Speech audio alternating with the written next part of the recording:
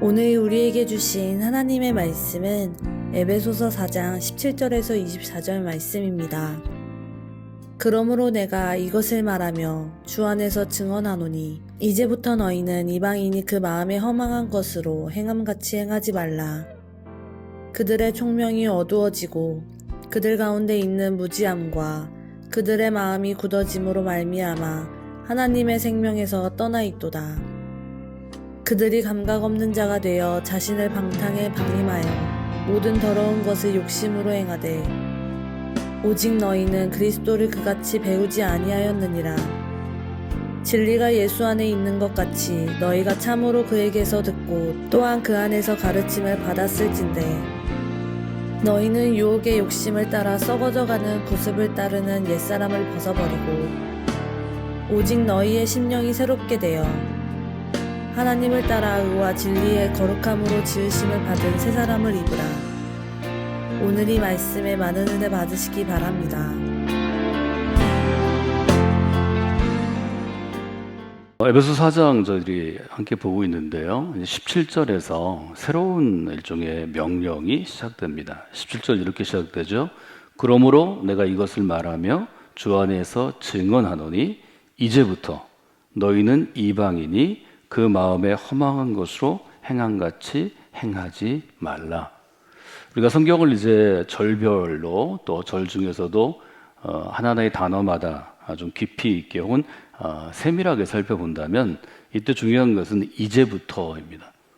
이제부터라는 말은 이제 이전, 이제부터란 말을 쓰기 이전에 무엇이 있는 거죠. 과거에 무엇이 있는 건데 이제부터 이전은 우리가 지난 5일 동안 5 새벽 동안 이미 살펴보았습니다. 어제 우리가 지난 시간 살펴본 것을 기억해 보시면 이제부터라는 것은 자라나서 우리가 하나님의 아들을 믿는 것과 아는 일을 통해서 자라나서 온전한 사람이 완전히 되진 않았지만 이르다는 것은 거의 도달하다는 거죠.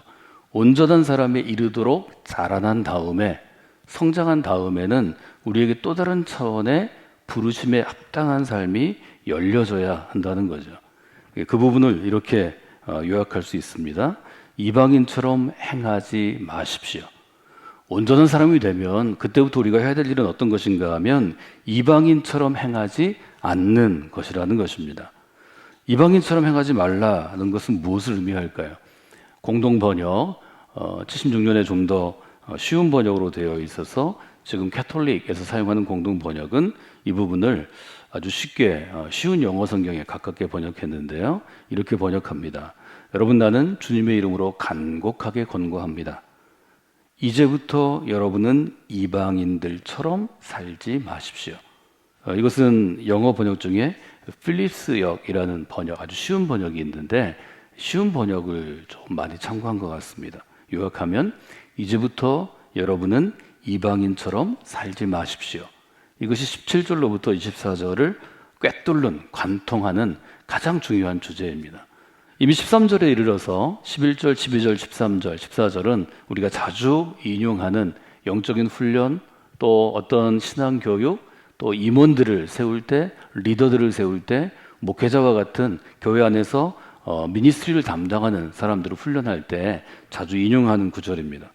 우리는 다 하나님의 아들을 믿는 것과 아는 것에 하나가 되어서 온전한 삶을 이루어야 하고 그리스도의 장성한 분량이 충만한 데까지, 즉 어디까지 이르러야 하는가 하면 온전한 삶의 목표는 그리스도의 분량이 충만한, 말하자면 그리스도 그분에게까지 이르도록 우리가 성장하고 자라나야 합니다. 이렇게 도전하는 내용인데요. 그리고 분명하게 얘기하는 거죠. 이제 우리가 하나님의 아들을 믿는 일과 아는 일에 어느 정도 균형을 이루었습니다. 온전한 사람으로 자라나려고 너무 애써서 여기까지 왔습니다. 이제는 우리가 그리스도 그분을 닮아가는 것뿐만이 아니라 그분의 충만한 분량까지 이루려고 목표로 하는 그런 사람이 되었는데 이제부터 우리의 생활에 좀 다른 점이 있어야 되겠습니다. 이제부터는 이방인처럼 살지 말아야 하겠습니다. 사장을 시작할 때 1절은 이렇게 시작하죠. 여러분 부르심을 받았습니다. 부르심에 합당하게 살아가십시오. 이것은 긍정의 권면이요 긍정의 명령입니다. 17절은 이제부터는 이방인처럼 살지 말아야 합니다. 영어로 표현할 때는 to do 명령이 있고 not to do 명령이 있죠. 즉 부정적인 것을 앞으로 내므로 인해서 우리에게 이방인처럼 살지 말라고 더 강력하게 강조하는 것입니다. 그래서 에베소 2분을 보면 우리가 이방인처럼 살지 말라 이렇게 봐야 합니다. 제가 이 부분을 여러분과 함께 묵상할 때 소개해드린 참고되는 일종의 성경 해석 중에 미국의 성경학자인 클라인스 노스그라드의 주석을 설명해 드린 적이 있습니다. 이분은 에베소의 주석, 말하자면 좀 더 목회자들이나 성경 교사들이 볼 수 있는 참고 서적을 쓰면서 이 단락의 제목을 이렇게 붙였습니다. Don't live like the Americans라고 붙였어요. 그래서 미국 사람처럼 살지 마십시오. 이렇게 붙였다는 거죠. 말하자면 이분이 볼 때는 지금 성경에서 얘기하는 바울의 시대와 바울의 적어도 1세대 후 바울의 두 번째 제자들, 세컨 제너레이션이 사역하던 그 시대의 사람들이 보던 이방인처럼 사는 것, 그리스도를 모르는 사람, 그리스도를 알겠다고 혹은 교회 안에 들어왔지만 받아들이지 않은 사람들이 사는 삶이 지금 미국 사람하고 비슷할 거다. 근데 이런 일종의 삶의 적용을 가지고 얘기하죠. 이 이방인들의 특징이 곧 우리 안에 마음의 정원에 혹은 신앙으로 공사 중인 우리의 삶이라는 현장 가운데 잡초처럼 자라날 수 있다는 것입니다. 여러 가지 잡초들이 있지만 그 중에서 저는 오늘 세 가지 잡초를 먼저 뽑자고 여러분에게 좀 호소하고 싶습니다. 예를 들면 이방인에게는 이런 특징들이 있다 하는 것을 우리가 지금 바라보는 17절부터 18절, 19절, 20절에 아주 분명하게 봐야 합니다. 첫 번째로 좀 우리 마음의 정원에서 뽑아내야 될 잡초는 허망한이라는 단어를 기억하시면 좋겠습니다. 일종의 허망한 것, 정확히 얘기하면 허망한 생각인데요. 허망한 것입니다. 이방인들의 특징을 지금 에베소는 뭐라고 보냐면 17절 이제부터 너희는 이방인이 그 마음에 허망한 것으로 행함같이 행하지 말아야 합니다. 이방인의 특징은 어떤 것인가 하면 바울의 입장에서 볼 때 혹은 바울의 제자들의 입장에서 볼 때 그리스도인 공동체, 교회 공동체 입장에서 보면 허망한 생각으로 살아가는 것이 이방인의 특징이다 이렇게 보는 것입니다. 허망하다라는 단어의 뜻을 좀 알아야 되겠죠. 첫 번째로 여러분이 기억하실 헬라어 단어 마타이오스의 뜻은 어떤 것인가 하면 속이 텅 비었다 있는 것입니다. 저희가 어릴 때 여러 사람을 평가하는 언어들이 있는데요. 이 아이는, 이 친구는 속이 꽉 찼어. 속이 알찬 사람이야. 이런 평가가 있었습니다. 요즘 아이들은 뭐라고 얘기하는지 모르겠습니다. 그런데 어떤 아이를 보고 쟤는 속이 텅 빈 애야. 그렇게 얘기합니다. 어떤 차이가 있는지 여러분 너무 잘 아시죠? 제가 설명드릴 필요가 없죠. 이방인들이 살아가는 것은 속이 텅 빈 것처럼 텅 빈 머리를 들고 달고 산다는 것입니다. 이것이 성경 이방인을 바라보는 아주 분명한 관점이라고 볼 수 있고 시각이라고 볼 수 있습니다. 속이 텅 비면 결국 그 인생은 어떻게 될까요? 허무해지지 않을까요? 허무보다 더 적합한 단어는 허탈하다 이런 단어가 있습니다. 허탈하다 이런 생각들을 제일 많이 느끼는 게 저처럼 사람을 자라나게 하는, 사람을 양육하는 교육에서 일하는 사람입니다. 예를 들면 유치원부터 시작해서 초등학교, 중학교, 고등학교, 대학교에 이르도록 아이들을 길러내는 교사라는 직임이 있습니다. 아주 오래된 직업이죠. 교사로 살아가면서 대부분이 한 50대쯤 되면 또 교직에 들어온 지 20년쯤 되면 굉장한 어려움을 겪는다고 이야기합니다.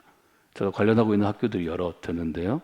대부분 선교사들이 세워서 한국감리교회가 지금까지 잘 가까운 좋은 학교들입니다. 믿음으로 이 학교에 교사로 지원해서 여기서 평생을 보낸 제 또래나 제 또래 밑으로 한 10년 정도 이제 50 또 은퇴를 앞둔 60 은퇴하신 분들 이렇게 아래 위로 제가 20년 수많은 사람들과 교제하다 보면 내가 교사가 되기로 결단하고 이것이 하나님께서 나를 쓰시는 일이라고 생각하고 이곳에서 했는데 요즘에 너무 제가 허탈해요. 허탈한 감정은 아주 신실하게 살아가는 그리스도인을 무너뜨리는 사단의 무기이기도 하고 또 우리 스스로를 어렵게 하는 것이라는 것을 그분들과 이야기하고 또 위로하고 격려하는 모임에서 여러 번 경험합니다. 오랫동안 애쓰고 가꿨는데 오랫동안 내 시간과 내 인생과 내 에너지를 투입했는데, 그런데 좋은 사람이 자라나는 게 아니고, 내가 그래도 좋은 존경은 받지 못해도 내가 한 일에 대해서 조그만 인정은 받아야, 그래야 그 삶이 아름다운 것인데, 아무런 인정을 받지 못할 때 너무 어렵습니다. 이방인들이 살아가는 것이 평생을 열심히 살아온 것 같은데, 제 나이쯤 되면, 은퇴하게 되면, 은퇴할 나이가 되면, 그러면 속이 텅 빈 것 같다는 거죠. 성경은 그리스도 없는 삶은 아무리 열심히 살아도 일정한 나이에 이르르면 반드시 이 허탈감을 느낀다고 지적합니다. 하나님 없는 삶은 그런 결론에 이를 수밖에 없다는 것입니다. 여러분, 우리는 속이 텅 빈 채로 사는 사람이 아닙니다. 예수 그리스도를 뒤따르기 위해서 그분을 알고 그분을 믿고 그분의 말씀대로 행하는 삶으로 충만한 삶이 되어야 합니다. 에베소서에서 가장 핵심적인 단어는 충만하다입니다. 성령의 충만을 받으십시오. 말씀의 충만을 받으십시오. 하나님의 아는 것의 충만함을 받으십시오. 여러분, 나이 들어갈수록 하나님께서 채워주시는 거룩하고 참되고 의로운 것으로 충만한 그러한 삶이 되시기를 원합니다. 허망하다는 것은 속이 텅 빈 것이고 허탈한 것이고, 그 이유는 목적이 바르지 않기 때문입니다. 즉 하나님을 향하지 않기 때문입니다. 그리스도를 닮아가는 것 혹은 그리스도의 충만한 데 이르는 것을 목적으로 하지 않으면 그것이 그의 삶을 어렵게 한다는 것입니다. 또 하나 기억해야 될 것은, 허망하게 산다는 것은 제가 아까 인용했던 필립스 역에는 여러분 이방인과 같은 방식으로 살지 마십시오. 왜냐하면 이방인들은 세상의 환상으로 눈 가리개를 하고 살기 때문입니다. 이방인들은 눈 가리개를 하고 살아간다는 거죠. 허망하게 산다는 것은 눈 가리개를 하고 산다, 이렇게 되어 있습니다. 텅 비었다는 것은 뭘 얘기하나요? 알맹이가 없는 삶을 의미합니다. 제가 늘 얘기하지만 신앙의 핵심은 껍데기에 있지 않고 우리 알맹이에 있습니다. 껍데기는 겉은 그럴듯하지만 알맹이는 텅 비어있는 일을 추구하거나, 껍데기는 그럴듯하지만 알맹이는 쓸데없는 것으로 채워져 있다면 그것이 바로 허망한 삶입니다. 이 시간 여러분이 하나님 앞에 기도할 때 그렇게 기도하셔야 합니다. 하나님, 제 이 허망한 것 뽑아내기를 원합니다. 허망한 것을 뽑아내는 시간이 되게 하여 주시옵소서. 그것이 여러분이 보고 있는 어떤 껍데기, 어떤 것인지는 우리가 알 수 없지만 그 점을 분명히 보시고 여러분 스스로 그 잡초를 뽑아내십시오. 그리하면 온전한 사람으로 자라나는 우리의 삶이 무엇인지를 여러분이 알므로 체험하게 될 것입니다. 그 점이 중요하다는 거죠. 그러면 왜 허망의 잡초가 자라나는가? 두 번째로 우리가 생각할 수 있는 것은, 우리가 허망한 것으로 눈 가리개를 하는 이유는 그들의 총명이 어두워지고, 18절 그렇게 되어 있죠. 그들 가운데 있는 무지함 때문이라고 저는 생각합니다. 두 번째 우리가 뽑아내야 될 잡초는 무지함입니다. 이방인의 두 번째 특징은 어떤 것인가 하면 무지함으로 살아가는 것이라고 에베소는 우리에게 알려줍니다. 에베소 1장부터 시작해서 에베소 1장에 2장에 3장에 아주 좋은 바울의 기도문이 예문처럼 있습니다. 기도문 중에 맨 처음에 되게 사도는 어떻게 기억하는가 하면, 하나님 아버지를 제가 알게 되기를 원합니다. 이 1장 16절 17절의 기도문의 시작인데요, 꼭 그렇게 기도합니다. 제가 하나님을 알기를 원합니다. 주님을 알기를 원합니다. 믿음을 알기를 원합니다. 그래서 바울은 신앙이란 곧 알아가는 것, 하나님을 아는 것. 신앙은 knowing God, 하나님을 알아가는 것입니다. knowing Christ, 그리스도를 알아가는 것입니다. knowing church community, 교회를 알아가는 것입니다. 알아가는 것이 중요하다고 우리에게 강조합니다. 여러분, 언제 하나님으로부터 멀어지나요? 하나님을 아는 것이 충만한 데에서 빠져나가서 아는 게 텅 비어 있으면 하나님부터 멀어집니다. 여러분, 언제 주님으로부터 멀어지나요? 그리스도를 알아가는 것에서 여러분이 중단하면 그때부터 신앙이 퇴보하기 시작합니다. 우리가 나이 들수록 우리의 지적인 능력, 공부하는 능력은 떨어질 수밖에 없습니다. 우리가 나이 들수록 암기하는 능력은 떨어지지만 이해력은 풍성해집니다. 제가 20대, 30대 읽던 책 중에서 이해하지 못하는 부분이 너무 많이 있었습니다. 평생을 그리스도인으로 신학자로 목회자로 살아온 분들이 50대, 60대, 70대 정리한 글을 젊은 제가 이해할 수 없었습니다. 이제는 제가 강의실에서 이해하지 못하고 씨름했던 리포트와 논문을 쓰던 책들을 지금 보면 그 나이가 되어서 이제 이해하는 것이 많습니다. 제가 기억은 다 못합니다. 이제는 제가 알던 많은 것들을 저도 이제 비워가는 과정에 있습니다. 자꾸 잊어버립니다. 또 참고하고 또 참고하고 찾아봐야 그래야 연도도 생각이 나고 사람 이름도 생각이 나고 정확한 개념도 생각이 납니다. 그러나 가만히 앉아 있어서 생각해 보면 정확한 단어로 설명할 수는 없지만 그렇겠다. 그런 거였구나. 그래서 이렇게 이야기를 했구나. 그래서 이런 책을 썼구나. 이런 이해력은 늘어가는 것입니다. 사랑하는 여러분, 나이 들어가면서 신앙생활을 오래 하면서 그런 여러분의 이해의 그릇이 훨씬 더 커져서 더 많은 사람들이나 더 많은 상황들을 포용할 수 있는, 용납하고 끌어안을 수 있는 그런 분들이 되시기를 원합니다. 그러기 위해서는 여러분의 마음의 정원에서 무지함의 잡초를 반드시 뽑아내셔야 합니다. 이 고난주간 무지함의 잡초를 뽑아내시는 여러분들이 되시면 좋겠습니다. 세 번째, 여러분들이 허망한 것을 바라보고 그것 때문에 점점 하나님으로부터 멀어지고 그리스도로 멀어지고 성경으로부터 멀어져서 무지해지면 우리의 삶에 아주 증표가 생깁니다. 그 증표를 성경은 뭐라고 표현하는가 하면 완고함이라고 표현합니다. 18절 이렇게 되어 있죠. 그들이 총명이 어두워지고 그들 가운데 있는 무지함과 그들의 마음이 굳어짐으로 말미암아 하나님의 생명에서 떠나 있도다. 이방인으로 살아간다는 것은 뭘 얘기하냐면 하나님의 생명으로부터 떠나 있는 것입니다. 저는 이 생명은 능력이요 기운이라고 말씀을 드렸습니다. 우리가 교회 안에 평생을 머물러야 하는 것, 믿음 생활을 하면 교회 안에서 우리 믿음을 세우고 배우고 가르치고 훈련하고 실천해서 교회 공동체 안에서 세워져가는 존재가 되어야 하는 것은 이 안에 생명의 기운이 충만하기 때문입니다. 여러분, 그래서 우리가 함께 모이는 것입니다. 이 새벽에 힘들고 어려워도 여기까지 오신 여러분에게 생명의 기운이 충만해져서 능히 이 한 해를 이기고도 남음이 있을 것입니다. 이 안에 생명의 기운이 충만한 것입니다. 그래서 교회가 중요한 것입니다. 아무리 신학교를 나오고 혹은 성경을 내가 몇 번을 읽고 어떤 일을 했어도 교회로부터 1년만, 2년만, 3년만 떨어지면 생명의 기운이 떨어집니다. 눈에서는 맑은 총기가 떨어지고 머리에 든 신령한 생각이 떠나가고 그 몸에서는 하나님의 거룩함이 떠나가는 것입니다. 이렇게 무너지는 사람들을 저는 자주 봅니다.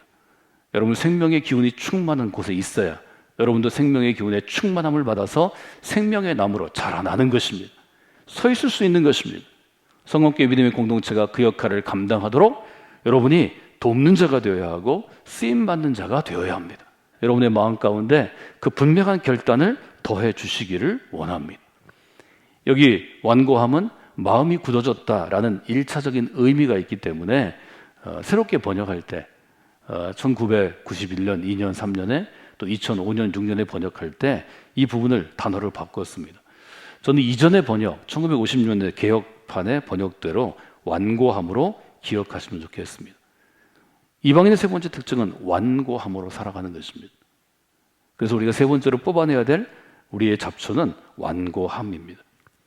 완고하다 하는 것은 첫 번째 의미는 마음이 굳어졌다입니다. 그래서 이제 성경을 번역하는 성경학자들이 이 부분은 이제 신학을 전공한 학자들이 번역했는데요. 마음이 굳어졌다 이렇게 좀 쉽게 풀어 썼습니다. 근데 마음이 굳어졌다보다는 저는 완고함, 완고라는 한자어가 우리의 마음이 굳어지고 딱딱한 것을 잘 표현하는 일종의 모양을 표현하는 그러한 한자라고 생각하기 때문에 한자도 기억하시고 한자어도 기억하시면 좋겠습니다. 여러분, 인간이 허망한데 생각을 두고 교회 안에 있지만 여전히 그리스도에게 시선을 집중하지 아니하고 세상의 향락과 세상의 이익과 세상의 쾌락에 자기의 목적을 두면, 자기의 눈을 두면 그 사람은 생각과 삶이 허망해집니다. 허탈한 삶을 살아갑니다. 그것은 하나님으로부터 멀어져 있기 때문에, 무지하기 때문입니다.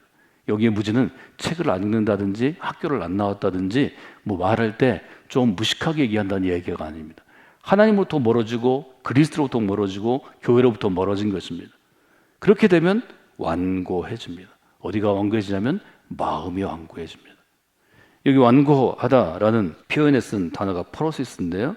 이 프로시스는 지금 의학 용어로도 여전히 사용됩니다. 이것은 뭘 얘기하냐면 피부가 딱딱하게 굳어지는 것을 의미하는 1차적인 의미가 있습니다. 여러분, 피부가 언제 딱딱하게 굳어지나요? 피부가 굳어지면 우리가 과연 살 수 있을까요? 여러분, 영화의 한 장면을 한번 뛰어올려 보시죠. 피부는 습도에 따라 적절하게 늘어나기도 하고 줄어들기도 합니다. 특별히 기온에 민감하죠. 피부는 기온에 따라서 줄어들기도 하고 수축되기도 하고 이완되기도 합니다. 근육보다 훨씬 더 이 수축과 팽창이 피부가 있어야 합니다. 그게 탄력입니다. 탄력 있는 피부가 있어야 우리의 몸을 감쌀 수 있습니다. 이 피부는 말하자면 막입니다. 막인데 이 안으로 수분도 왔다 갔다 하고 많이 왔다 갔다 할 수 있어서 우리를 건강하게 하는 거죠. 우리나라에 제일 발달된 산업이 지금 화장품 산업입니다. 옛날에는 수입 화장품을 얻기 위해서 외국에 들어오고 나갈 때마다 여러 사람이 부탁을 했는데요. 지금은 외국에 가면 한국 화장품을 부탁합니다.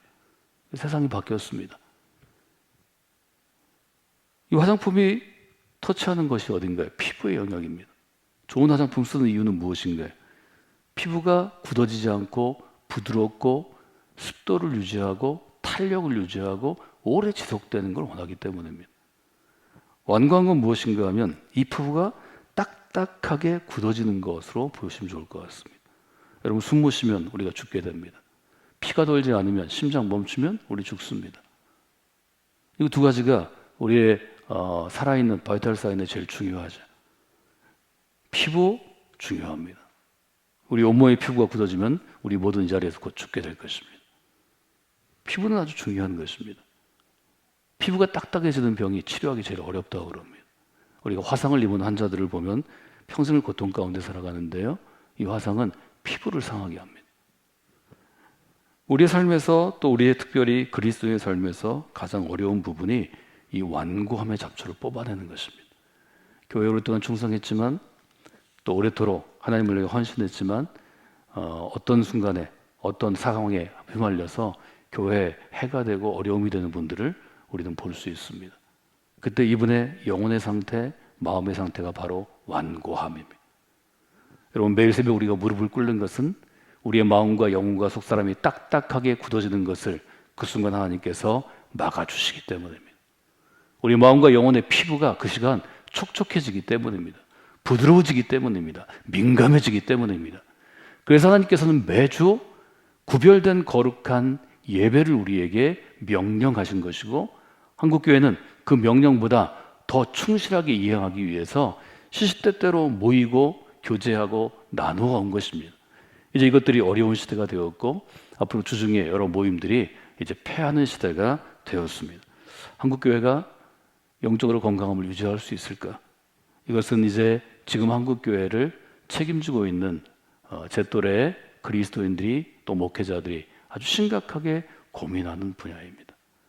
우리가 이 고민을 넘어서야 한국교회가 지난 30년 혹은 지난 100년, 120년의 귀한 믿음의 역사들을 다음 세대가 이어갈 수 있을 것입니다. 성공교회가 그 일을 할 수 있도록 어제 우리가 기도했습니다. 여러분, 계속해서 기도하시기 바랍니다. 우리 교회에서 자라는 어린아이들이 마음이 완고해지지 않기를 원합니다. 영혼이 완고해지지 않기를 원합니다. 하나님 앞에 나올 때마다 하나님께서 그들의 마음의 정원 가운데 완고함의 잡초를 뽑아 주시옵소서. 혹은 완고함의 가시를 제거하여 주시옵소서. 우리가 그런 바른 기도의 제목을 세워가기를 원합니다.